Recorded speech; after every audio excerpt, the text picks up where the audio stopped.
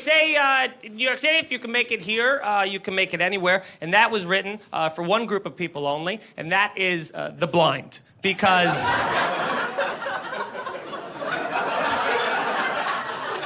I mean, if you're blind and you can navigate that 8-mile obstacle course that's mostly stairs, like, you can fucking, congratulations, you're a superhero. Like, I don't know how. I watched a blind guy make a subway transfer. Do you have any idea how impressive that was? There was already another train there. He just popped up and walked across the platform with more confidence than I've ever had in anything in my life. I was like, how did he know that was there? Unless he's using his other senses, where he's like, oh, that smells like piss. That's the cue. Like, how would you...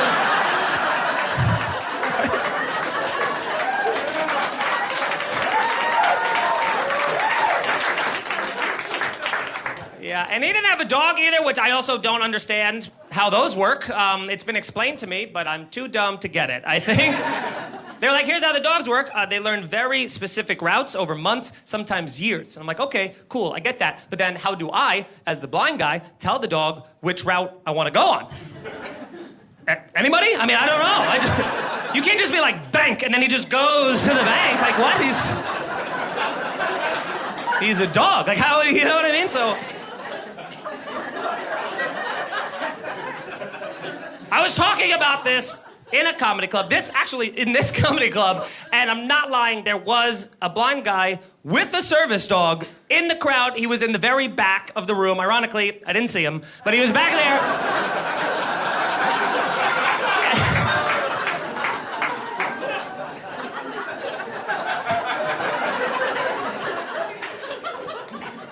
And he said, he was like, hey man, like, I don't appreciate you talking about service animals, because my service dog cost me $60,000. Right? I was like, I don't know the going rate of a service dog, but like, that's a lot of goddamn money for a GPS. Like, what are you doing? Get an iPhone, man. Like, that's crazy. If you say bank to Siri, she will take you to the bank. She knows all the banks. Like, why wouldn't you, you know? For $60,000, I will be your seeing eye dog. I mean, that's the most money I've ever heard of. That would be incredible. Are you kidding me? I'll be your friend. I'll talk to you in English. I'll try to explain the color yellow. Like, it'll be a good time, you know?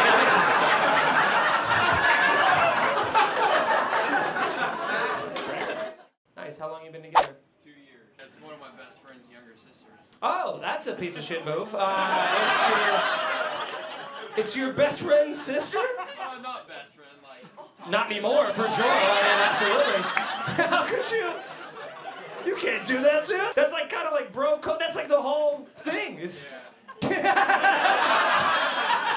Yeah, well, I did, so... Well, I just called him out of nowhere. I was like, hey, by the way, I've gone on like 4 dates with your sister. Oh my God. You didn't wait? You didn't call him before the first date?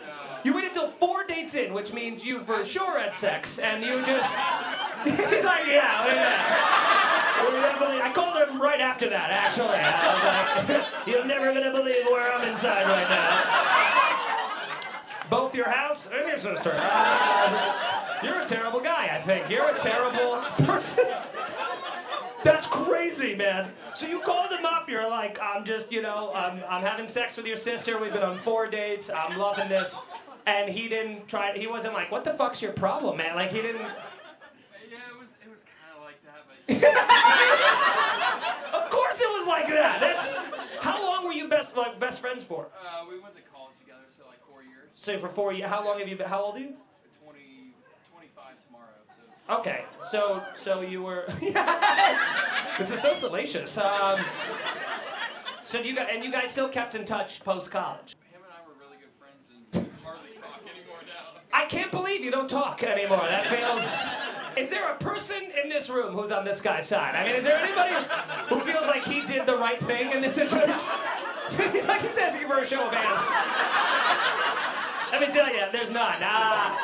Every level of this, you've broken every unspeakable rule of friendship and just decency. And listen, this whole set has taken a turn. I wish I talked to you so much earlier. It is really good. I cannot wait. You gotta promise me this though. The day that you're like pregnant, you need to like make him be like, what's going on, bro? How you doing, man? By the way, it's a kid and it's mine. And then I don't know what you would do, but there's something about your backwards hat that would probably be like, I came, you know, or something like that. And terrific, absolutely terrific. You have no shame, and I love that about you, sir. Keep him. He is honest. He's an honest scumbag. I don't know. You treat him right. That's all that matters. All right, I gotta go. So this has been fun. Have a good rest of your night. Goodbye. I have pretty good moderation with my drinking, except in one place, and that is on an airplane.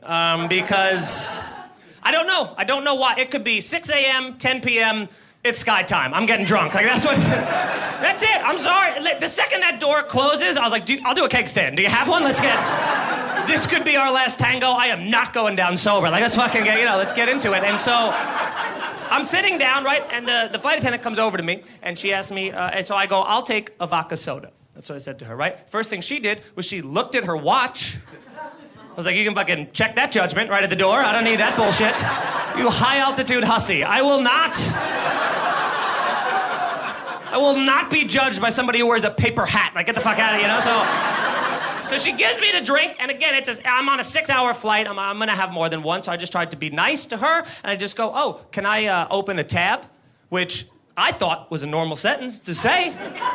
And this was her exact reaction. She goes, sir, this is an airplane, not a bar. Like, she literally lemon squeezed, like, never bar. She did that with her face. It made me so angry, you guys. I'm like, oh, I'm sorry. I must have got confused when you pushed a mobile bar up to my seats. Frisbeed a napkin at me and said, what'll it be? You're a bartender. What do you want me to tell you? You're a bartender in the sky. You're a sky tender. Call it whatever the fuck you want, but that's what you are, you know? Like, so here's the thing. I was gonna have 2 drinks on that flight, but instead I was petty and I had 6, okay? Yeah, you're goddamn right. Oh, yeah. I didn't make it easy for her either. I waited till she was done handing out all the fucking Terra Blue chips and all that. And then the second she would sit down in the back and take out her phone, I'd just press that call button immediately, you know? That loud and not ping! It's so loud. It's the worst. I'd be like, Sky Tender, come on over here, you know? And here's the beautiful part. This was really amazing. She came over around like the 5th drink, had to keep closing out every time, right? So she hands me the credit card machine, and she goes, oh, I just want to let you know there's like a gratuity option on here. Yeah, in case you want to leave a tip. First off, I immediately returned my seat to its upright and locked position.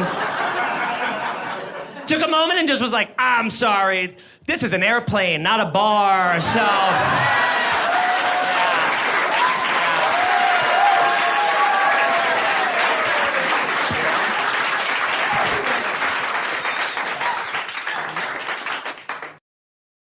I just celebrated 4 years of marriage this week, actually, which is great. Come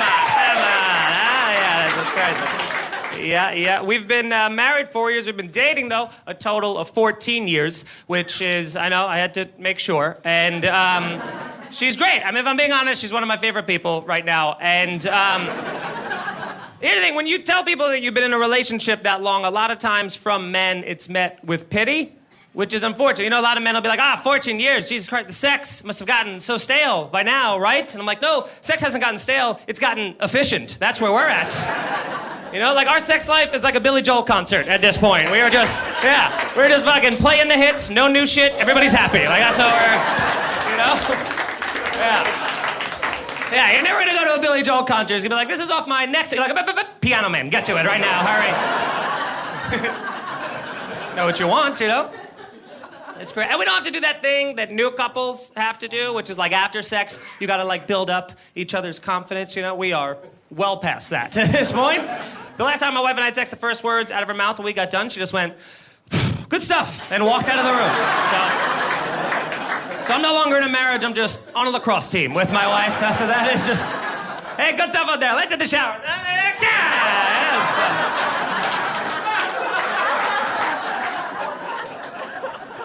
Most fun I ever had, I did mushrooms one time in college and just started playing Mario Kart for Nintendo 64 for hours. And that was the shit. I gotta tell ya. That's the best. I mean, you guys, here's the thing. When the level, like when I was peaking, the level that I was playing was a level called Rainbow Road, which is a I like the slow nod for me. He's like, If you're not familiar, Rainbow Road is a transparent rainbow highway that's in space. So just picture that on psychedelic mushrooms. There's literally neon mushrooms in the sky as constellations. That's part of the game. And then around the last turn, your grandmother's winking at you. It's a fucking trip, man. I gotta tell you. So I'm playing this game, and I was good at it. I was good at it when I was a kid, but on mushrooms, I was 1,000 times better. I was one with the game, you know what I mean? Like I'm leaning into the turns with the MJ tongue out for concentration, like, you know, that whole thing. Just killing it, and then I looked down to see how my fingers were corresponding, and I'll never forget it, because on the screen it just said, press start to play.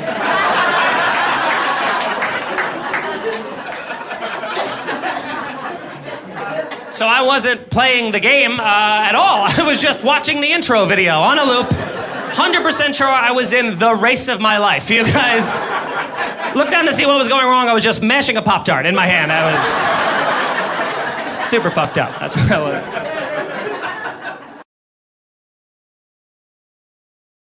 I don't go to barbershops anymore because I don't have enough dirty stories to warrant being in them. That's the way that it works. Ladies, I'll break it down for you. Most barbershops I've ever been into has just been men sharing very sexually explicit conquest. And a guy in a long relationship, I can't keep up with that. That's it.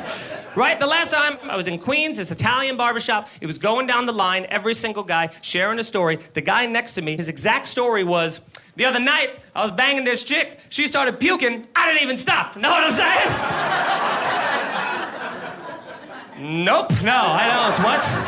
Why would you say that out loud? First off, I think that's assault. Like, you can't just admit that, you know? You might want to take that to the grave with you, you know what I mean? But here's the thing, but everybody else in the barbershop was like, hey, Anthony! Ah! And they were happy for him, you know what I mean? Which is uncomfortable. So then they look at me like, kid, tell us the last time you had sex. So then I got to make my sex story be on the same level as Anthony the Assaulter, you know? So I'm just trying to spice it up on the fly, but it's not as good. I'm like, all right, so, you know, the other night, the wife's giving me the eyes, so, you know, first things first, we just fucking, you know, lock the cats out of the bedroom. It's weird when they stare and shit, so we get them out. One pussy in the bedroom, that's the rule, and then, but you know what comes next, right? You're goddamn right. We just fucking hit those lights because of our crippling insecurities. And then, 15 minutes later, we're back on the couch. We're watching Dancing with the Stars. It was a hell of a Monday. You know what I'm saying? Yeah. They did not know what I was saying. You guys, they stopped mid-haircut, so. My wife and I, we have 2 cats. Which has never gotten an applause, even at a recording. Can you believe it? I mean, what are the odds? No, I don't need your pity. You can go to hell. I'm just saying, like, it's crazy, even in this atmosphere. Never once. If I was like, I have 2 golden retrievers, you guys would have fucking carried me out of here. I mean, this guy with the chunky scarf is clapping because I said golden retriever. You know what I mean? Dogs are better than cats, right? But we live in a tiny apartment, so we can't have dogs. So I have these 2 cats, and I've had them since they were 10 weeks old, and they're now 10 years old, right? So they're great. I love these cats, right? Yeah, thank you for the cats. And so here's what we do. My one cat, he just loves to just sit next to me and just watch some TV. That's his whole thing, right? So I started watching that show, Narcos, on Netflix. You guys familiar with this show, right? Yeah, it's great. It's a great show. It's significantly more reading than I signed up for, if I'm being honest, because, you know, it's in Spanish, and I don't speak it. There's a lot of, like, you know, that whole fucking thing. And here's the thing. Before Narcos, my cat had never heard the Spanish language before. And I know you're like, why does that matter? He's a cat, whatever. This was his exact reaction. I put on Narcos, they start speaking Spanish, his ears caught it, and then he snapped his neck to the television and stared at it for a while, and then snapped his neck back to me as if to be like, that's what I understand! What the fuck have you been speaking to me this whole time? I knew every goddamn word of that. So now I'm learning Spanish for my cats, you guys, because I'm a good pet owner. I come home to the nines, I'm like, hola, Nemo, como esta? Like, I bow. It's a cultural thing. I just didn't think, I was like, there's no way my cat would understand Spanish. I was like, my cat's black. Why would Spanish be the language? You know, I thought he was black. Apparently this whole time my cat's been Dominican. So that's fine. That's different.